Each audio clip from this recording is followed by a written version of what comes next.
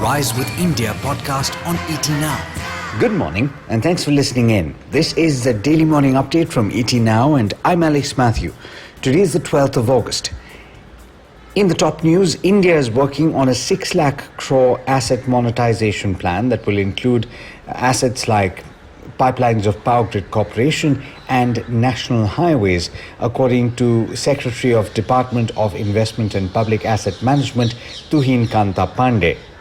Pandey also said that India's divestment agenda has been put on the fast track after being hit by the second wave of the COVID-19 pandemic in April and May. The government expects to conclude the initial public offering of Life Insurance Corporation of India, as well as big-ticket strategic sales of Air India and Bharat Petroleum in the current financial year itself.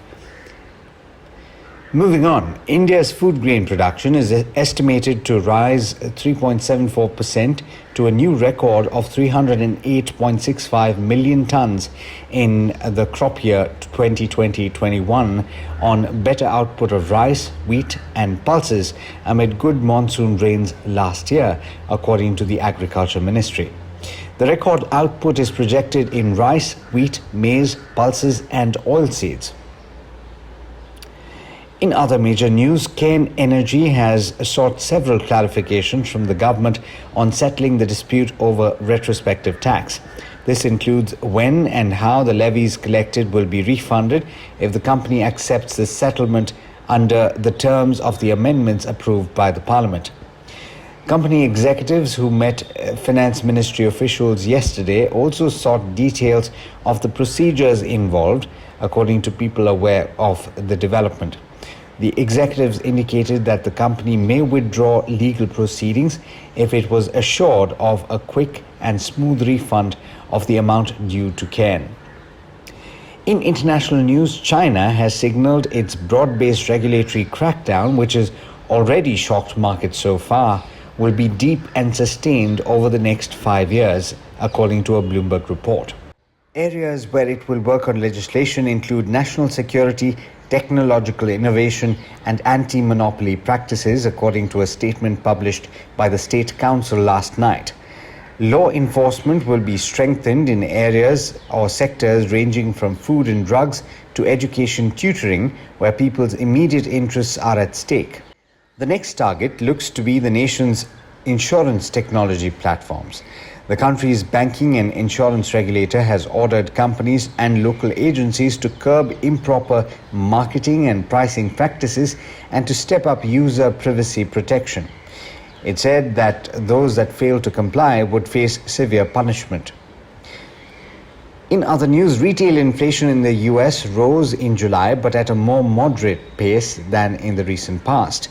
The consumer price index increased 0.5% in July sequentially and 5.4% from a year ago, according to Labor Department data that was released yesterday.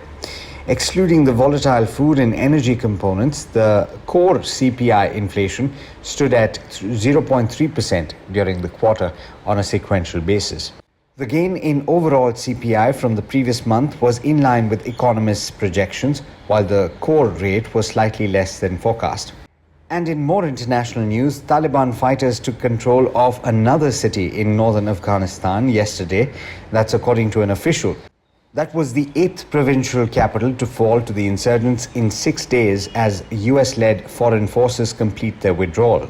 The Taliban capture of Faizabad, which is the capital of the northeastern province of Badakhshan, came as President Ashraf Ghani landed in Mazar-e-Sharif to rally the defenders there as Taliban forces closed in on the biggest city in the north.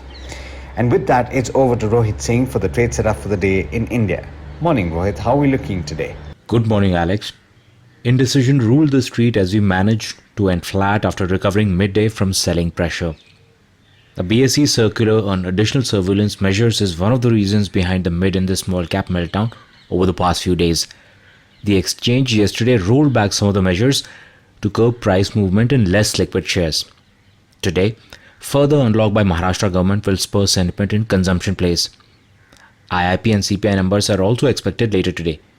But broadly, more caution is warranted in the mid and the small cap space. Both foreign and domestic institutional investors were net buyers of shares worth about 200 crore rupees each. US markets once again hit record highs as growth in inflation appears to have peaked. Old economy stocks gained on the passage of the infrastructure bill. Oil prices were soft on reports that White House has asked OPEC to ramp up oil production as the world economy recovers from COVID. Let's tell you about the active stocks this morning. ITC Chairman Sanjeev Puri has said that the company's board is concerned about the share price not rising despite good financials and dividend. He did not rule out the possibility of a restructuring, including demerger of hotels business and even listing of ITC Infotech. Zomato is divesting its US table reservation business Next Table Incorporated for $100,000. Power Grid said that it has plans to invest in energy efficiency services. Yes Bank has said that it plans to float an asset reconstruction company and has invited bids from investors. CLSA has maintained an outperform on Cadilla and says that the stock is in consolidation before next leg of growth kicks in.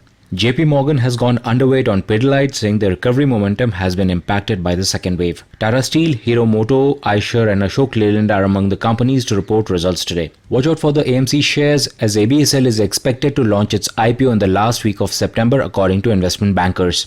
To recap, it is expected that we could be sideways in the new range for some more time till further steam builds up. That's all from my end. Wish you all a profitable day ahead. Thank you for listening in. It's back to you, Alex. Thanks, Rohit. And as always, thank you all for listening in. This is Alex Matthews signing off. Have a great day.